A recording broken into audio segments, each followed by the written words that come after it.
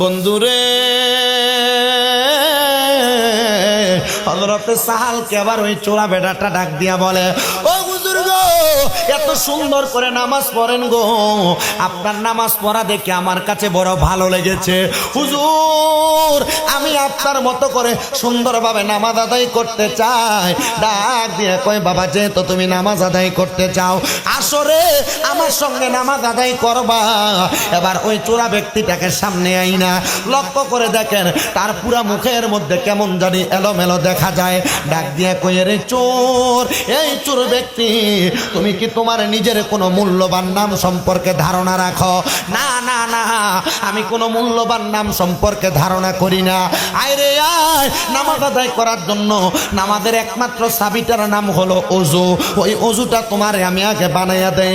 এবার ওই চোর ব্যক্তিটাকে আল্লাহর ওলি হযরতে সাহাল তার সামনে আইনা সুন্দর করে যখন অজুটা বানানো শিখিয়ে দিলেন, ডাক দিয়ে কয়, বাবা এবার তুমি সুন্দর করে অজু বানাইয়া এমনভাবে আমার আল্লাহর কাছে ডাক দিবা, আমার আল্লাহ তাআলা যেন তোমার জীবনের গুনাহগুলা মাফ করে দেয়। হুজুর, নবীর হাদিস শরীফের মধ্যে শুনলাম গো, পরের হকগুলা মাইরা খাওয়ার কারণে আমার আল্লাহ তাআলা কোনোদিন আমারে মাফ করবে না। ডাক দিয়া কয়, তুমি তোমার পরের হক, পরের সম্পদ কি খাইছো, এখনো কি তুমি বলতে পারবানি? ডাক দিয়া কয়, হুজুর, আমি আমার জীবনে মাত্র 3টা বাড়ির মধ্যে চুরি করেছি। এই বাবা, তুমি কেন 3টা বাড়িতে চুরি করলা? হুজুর, আমি চুরি করার কারণ হইল, আমি দুনিয়ার জমিনের মধ্যে আমার আহারের জন্য চুরি করি নাই, আমার পরিবার চালানোর জন্য আমি চুরি করি নাই। কেন চুরি করেছ? বলে, হুজুর, আমি চুরি করার কারণ হইল, সর্বপ্রথম যে চুরিটা করলাম, ওই চুরিটা করার মূল কারণ হইল, আমি দেখছি একদিন রাস্তার মধ্যে একজন একটা ফকির ব্যক্তি, যার পেটের মধ্যে ক্ষুধার কারণে সে রাস্তার মধ্যে কাতর হয়ে পড়ে আছে। কাতর হয়ে পইরা থাকার কারণে আমি ওই ব্যক্তিকে ওই জায়গার মধ্যে শোয়া, পাশের ক্ষেতের মধ্যে একজন ব্যক্তির ক্ষেতের মধ্যে অনেকগুলা শস্য, সরিষা রোদে দেওয়া, শুকনো দেওয়া, শুকাইতে দেওয়া, আমি ওখান থেকে অনেকগুলা সরিষাই না হাতের মধ্যে রাস্তার মধ্যে বিক্রি করে আমি ওই অর্থ দ্বারা ওই ফকির ব্যক্তিকে আহার করাইছে। হুজুর, এই জন্য আমি দুনিয়ার জমিনের মধ্যে 1 নাম্বার চোরের আসামি। 6 নাম্বার কারে খাওয়াইছে? নিজের টাকা না চুরির টাকা? 2 নাম্বার, আমি একদিন লক্ষ্য করে দেখেছি একজন মহিলা তার সন্তানকে দুগ্ধ পান করাবেন, কিন্তু তার পেটের ক্ষুধার কারণে সে ওই বাচ্চাটাকে দুগ্ধ পান করাইতে পারতেছে না। হুজুর, আমি চিন্তা করতে লাগলাম, এই বাচ্চাটাকে দুগ্ধ পান করানোর ব্যবস্থা করার প্রয়োজন। তখন আমি একটা মাঠের মধ্যে সাদা বকরি, কালো বকরি মাঠের মধ্যে ঘাস খাইতেছে। হুজুর, আমি ওই বকরির মধ্য থেকে মালিকের অনুমতি ছাড়া দুগ্ধ দহন করে আমি বকরিটার মধ্য থেকে চুরি করেছি। 2 নাম্বার। বলে, বাবা আর কয় নাম্বার চুরি করেছো?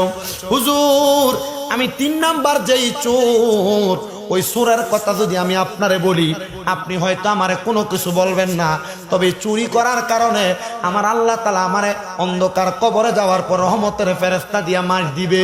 ও বাবা, এটা কেমন চুরি? হুজুর, এটা অন্য কোনো চুরি নয়। হুজুর, আমি যখন আমার মায়ের গর্ভ থেকে জন্ম নিয়েছি, আমার উপর যখন নামাজ ফরজ হয়েছে, আমি প্রাপ্তবয়স্ক হওয়ার আগ পর্যন্ত আমি আমার যে নামাজগুলা ছাড়ছি, হুজুর, আমি আমার আল্লাহ তাআলার ইবাদত চুরি করছি। আপনি জীবনে আফসোস করছেন?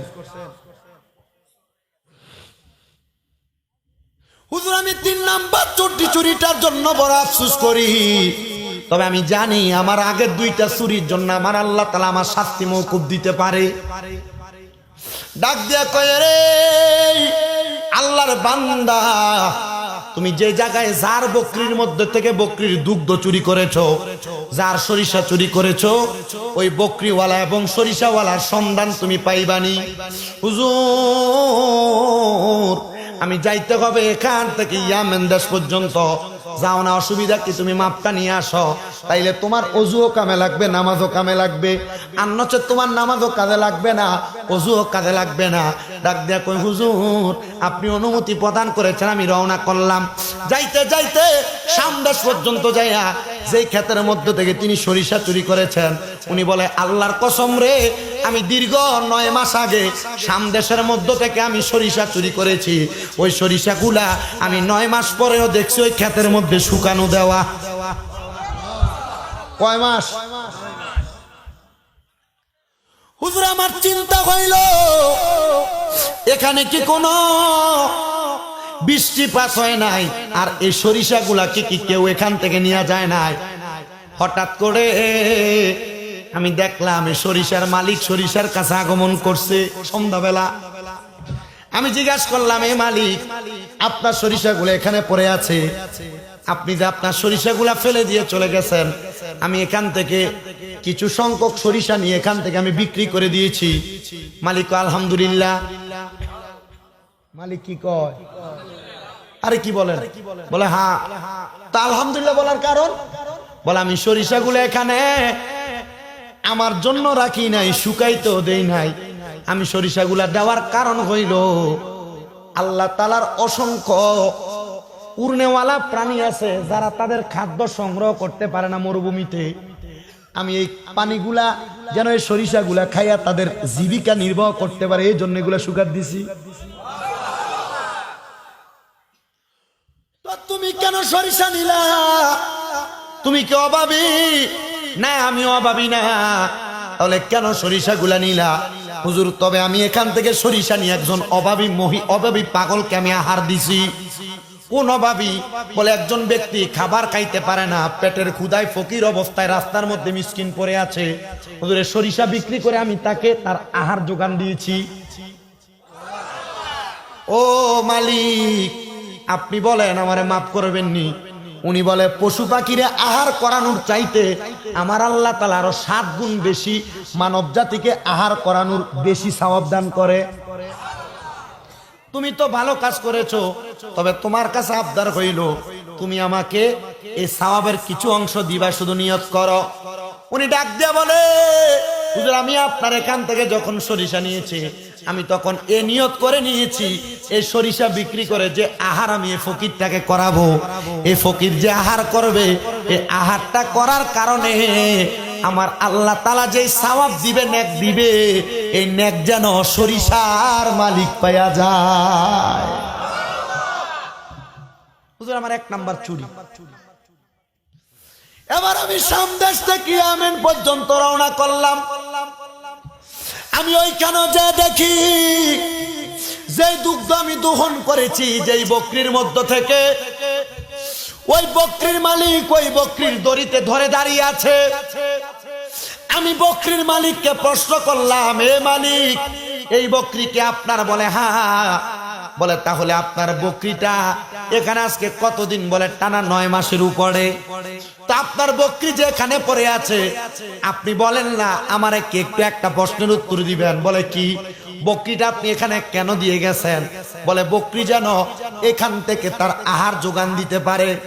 মালিক ও মালিক, আমি এক জায়গার মধ্যে এই যে দূরে রাস্তা দেখেন, এখানে একজন মাকে দেখেছি তার বাচ্চা সন্তানকে আহার দিতে পারে না, দুগ্ধ দিতে পারে না, কারণ তার দুগ্ধস্তন মাতৃস্তনটা শুকিয়ে আছে। সে কোনো খাবার না পাওয়ার কারণে বাচ্চাকে দুধ দিতে পারতেছে না। এখান থেকে আরেকটা শিক্ষা নেন, যে মা জননীরা গর্ভের মধ্যে সন্তান নেয়, আপনারা কিপটামি করে নেদের বেলায় আল্লাহর ওয়াস্তে এই গর্ভের সন্তান নেওয়ালা মহিলাটাকে আপনারা বেশি বেশি আহার করাবেন। কি করাবেন? বেশি বেশি খাওয়াইবেন, ফল খাওয়াইবেন বেশি বেশি। বলে হুজুর কেন? এ মহিলা যদি সুস্থ থাকে বেশি ভালো খাইতে পারে যে বাচ্চা। কথা কি বুঝতে পারছেন? এটা আপনারা অনেকে বোঝেন, কিন্তু অনেকের আছে টাকা কামাই করে কাইস্টামি করে হেত্তিনি আছে না? এ ফুতের বুয়েতের গর্ভের সন্তান আসছে কোন রকম এই ভাত আর ভানিয়ে, সকালবেলা ভানি ভাত, দুপুর বেলা গরম ভাত, রাতের বেলা এই ভাতে।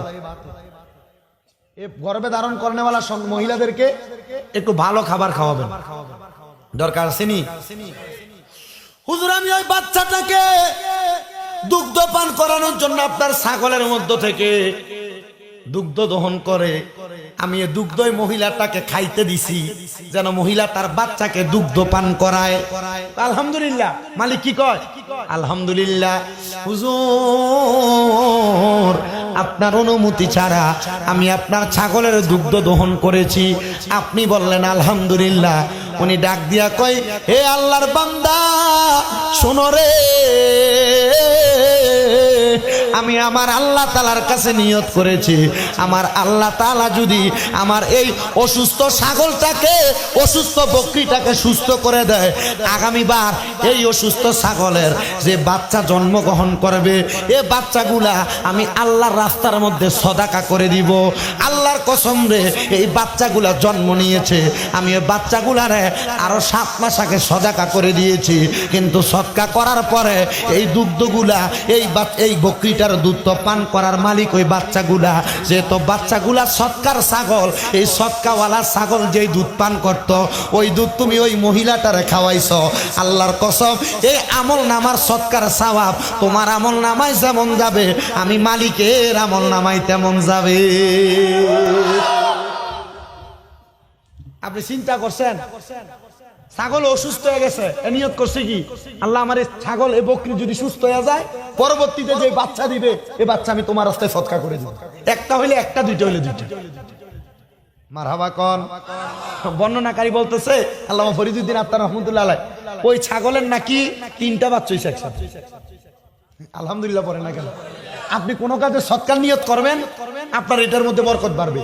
সৎকার নিয়ত করবেন, বরকত বাড়বে। এই জন্য যারা ব্যবসায়ী আছেন, মা বোন আছেন পর্দার অন্তরালে, আপনারা একটু বেশি বেশি সৎকা করবেন, দান করবেন। ফকির এলে ফিরাইবেন না। দোকানে যদি ফকির আসে এদেরকে দিবেন, দিলে কি হবে, আপনার ব্যবসা তারা কি হবে, কথা কি বুঝতে পারছেন? এটা করবেন সব সময়, এটা সব সময় করবেন, এটা মনে রাখবেন। এটা করলে আপনার সম্পদে বরকত হবে। এই কিপটামি করেন না, সম্পদ যা আছে এটা সব দান করে দিবেন ইনশাআল্লাহ। আল্লাহ যেন কবুল করে, আমিন পড়েন। আপনারা কিপটামি করে আমিন করতেছেন, আরো জোরে কোন আমিন। সবাই একটু দরুদ শরীফ পড়েন। আল্লাহুম্মা সাল্লি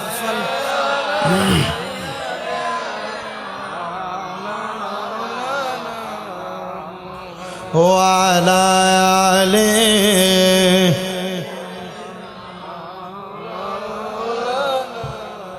মুহাম্মাদ। আল্লাহুম্মা সাল্লি আলা